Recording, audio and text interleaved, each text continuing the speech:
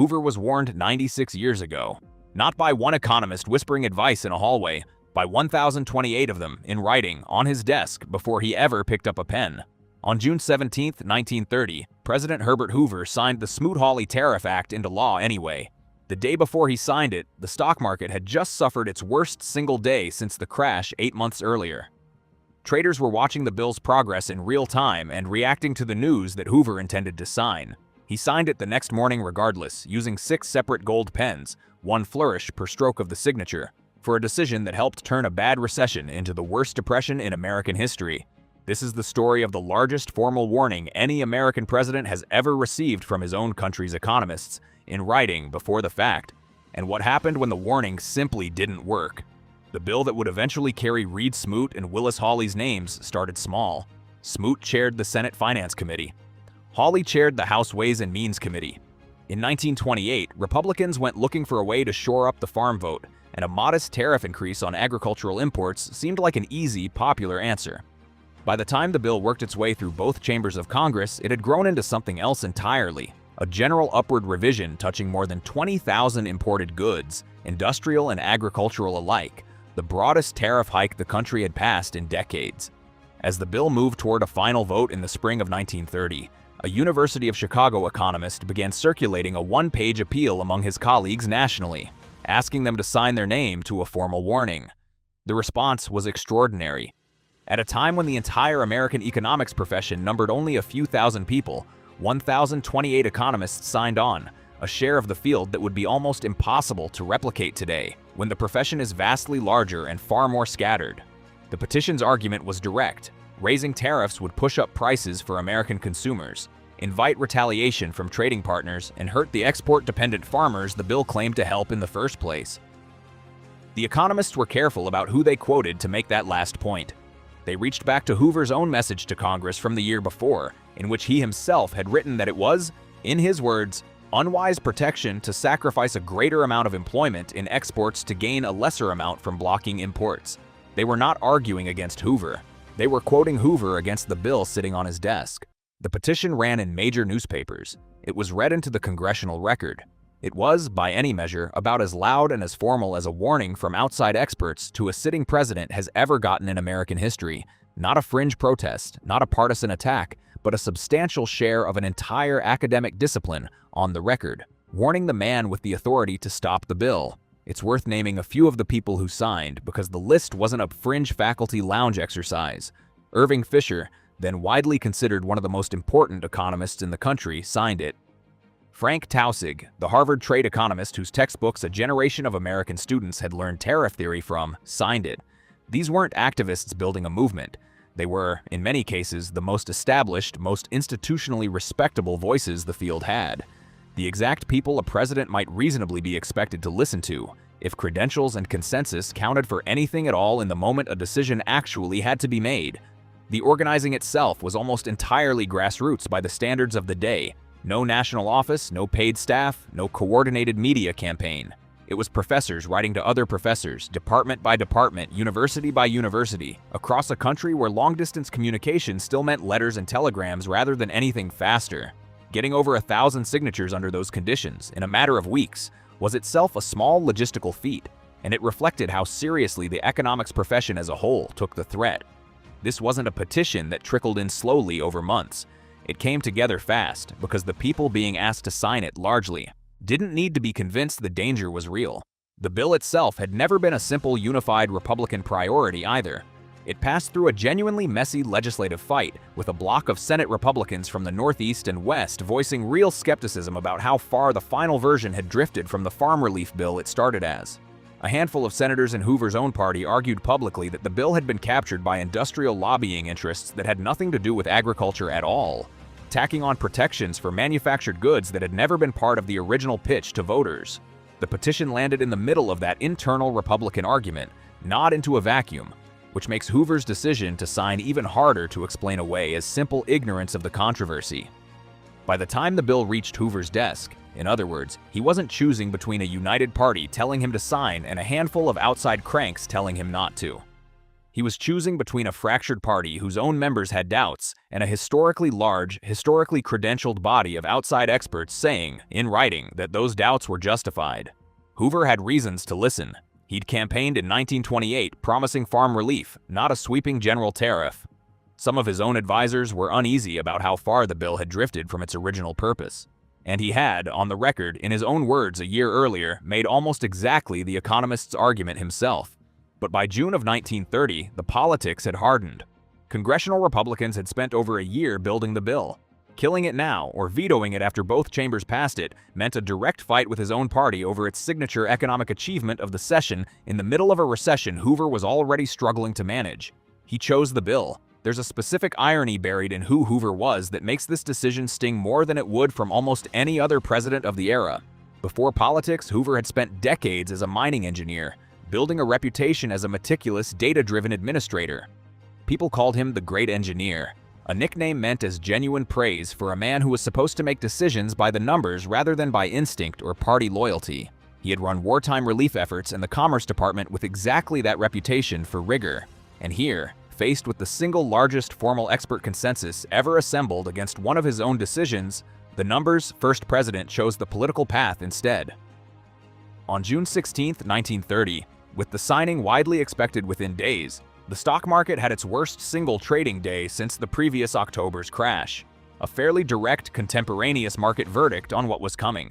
The next morning, June 17th, Hoover signed the Smoot-Hawley Tariff Act into law, using 6 gold pens for the ceremony. The retaliation started almost immediately. Canada, one of America's largest trading partners, hit back with tariffs of its own within months. France, Britain, Italy, Spain, and Switzerland followed with retaliatory measures of their own over the following year. American exporters, the very farmers the original bill claimed to protect, watched their overseas markets shrink as country after country closed its doors in response. Total U.S. exports fell from roughly $7 billion in 1929 to about $2.5 billion by 1932, a collapse of nearly 2/3 in just 3 years, as global trade as a whole contracted right alongside it. The farmers were hit especially hard, which is its own bitter irony given the bill's original sales pitch. America in 1930 exported roughly half its cotton crop, close to 1/3 of its tobacco, and around 1/5 of its wheat and flour. All of it priced on international markets that didn't care what Congress had just done domestically. A bill sold to farmers as protection ended up shrinking the very export markets those farmers depended on to sell their surplus in the first place, while doing comparatively little to shield them from foreign competition they'd never actually been losing much ground to. The industries that got the most protection under the final bill were, disproportionately, manufacturers who had lobbied their way into the legislation as it grew, not the farmers whose votes the whole project had originally been built to win. It wasn't only economists who'd tried to head this off either. In the weeks before Hoover signed, foreign governments sent formal diplomatic protests to the State Department, warning they would not simply absorb the new tariffs quietly, a preview of the retaliation that would follow within the year. The warnings, in other words, hadn't come from just 1,028 economists that spring. They'd come through official diplomatic channels too, and those went unheeded as well. The banking side of the economy was already fragile before any of this played out, which made the timing especially costly.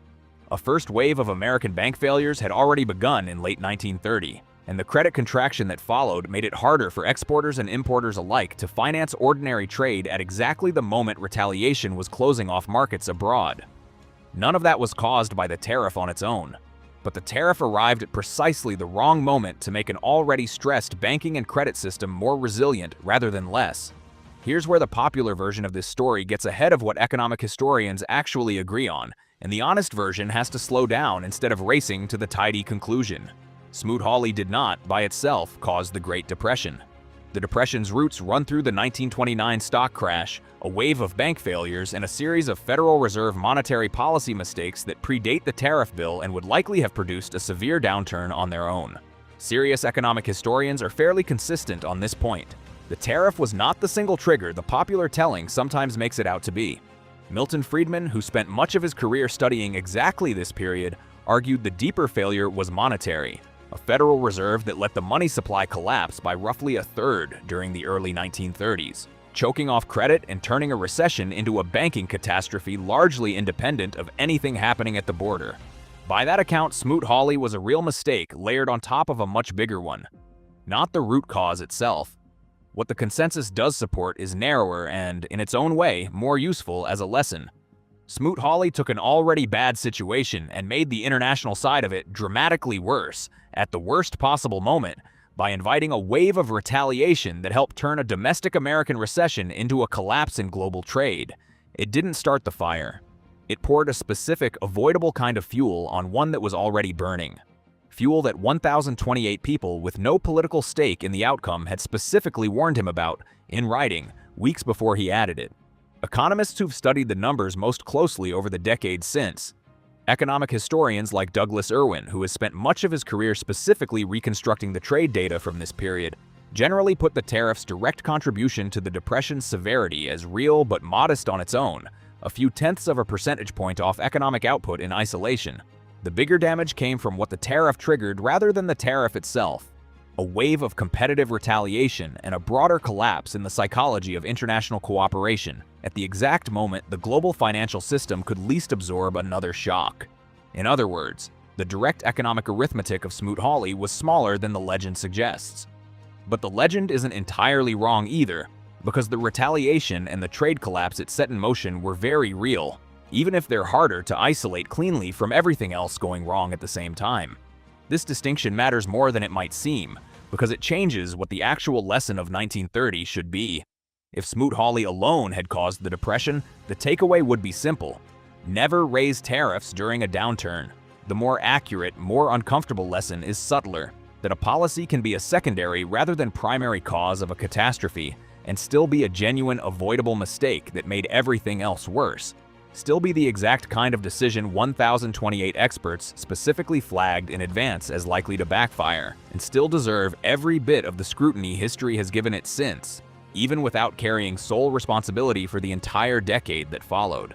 The strangest coda to this story is that it already knows it's a cautionary tale, and has for almost 20 years. In 2007, with a different trade debate underway, a group calling itself the Club for Growth organized a new economists' petition against a fresh wave of protectionist proposals. They deliberately collected exactly 1,028 signatures, the same number as 1930, on purpose, as a direct historical echo aimed at anyone who'd recognize it. It didn't get anywhere close to the same attention the original did, and it's a useful reminder that repeating a warning, even down to the exact number, doesn't guarantee it lands the second time either. And nearly every time a new round of tariffs makes headlines since, someone reaches for the same comparison: 1930, Hoover, the economists, the pens. It's become close to a reflex in American political commentary. Any new tariff proposal, and within days, someone is invoking Smoot-Hawley, sometimes accurately, sometimes as a lazy shortcut that skips past the actual, more complicated economic history debate about how much damage the original bill really did on its own. There's something almost self-defeating about how familiar the comparison has become too. The whole reason economists reach for Smoot-Hawley so reflexively is that it's one of the cleanest, most well-documented cases in American history of expert consensus colliding head-on with political momentum and simply losing.